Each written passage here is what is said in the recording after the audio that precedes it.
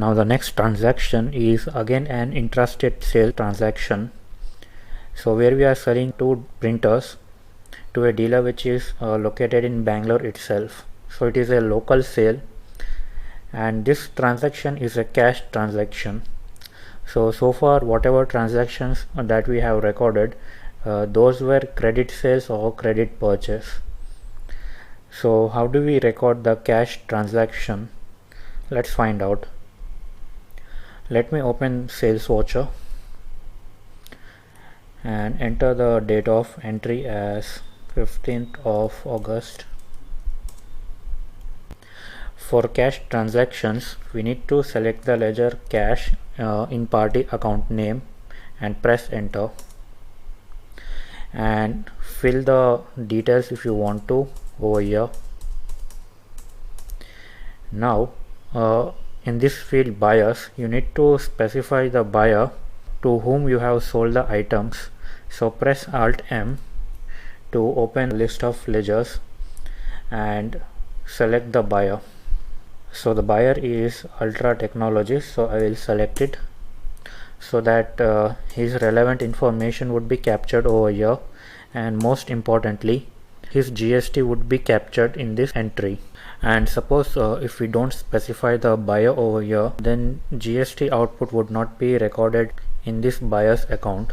So it's important to specify the buyer over here, and in the party account name you need to specify the ledger as cash, because it's a cash transaction and not a credit transaction. And in the sales ledger you need to select the sales account ledger and specify the list of items that you have sold. So I sold 2 units of HP DeskJet printers at 6,001 rupees, and since it is a intrastate transaction, CGST and SGST would be applicable. Notice that the invoice number is in decimals, and in order to make it into a whole number, we will create a separate round off ledger. To create a round off ledger which adjusts the decimals, you need to press Alt C so that we can create a ledger. So the name of the ledger would be round off, and you can either group it under indirect expenses or indirect income. So I will select indirect expenses over here and select the type of ledger as invoice rounding. And in the field rounding method, you can select a rounding method of your choice. So I would select normal rounding for this field. In the field rounding limit, you can specify a number, the extent to which the rounding would happen. For example, if my invoice amount is 100 rupees and 20 paise, and if I had specified the rounding limit as 1, then after rounding off my invoice amount would be 100 rupees. And if I had specified the rounding limit as 2, then my invoice amount would be 99 rupees.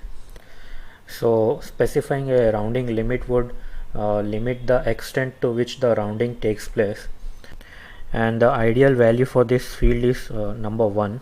So I will retain the default value and I will press the enter key and save the ledger creation.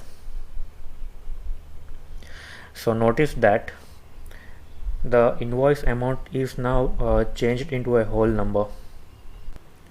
And what normal rounding does is that it will check for the decimal value in the invoice amount, and if the decimal value is more than 50 paise, then it would round off the amount in upwards direction, and if the decimal value is lower than 50 paise, then it would round off the amount in downwards direction.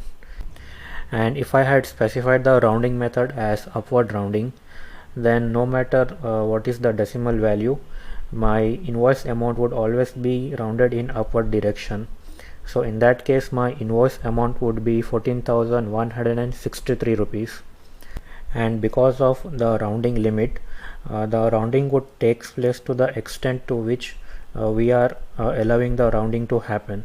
If I would have selected the upward rounding and the rounding limit would be 1, then my invoice amount cannot exit more than 14,163 rupees.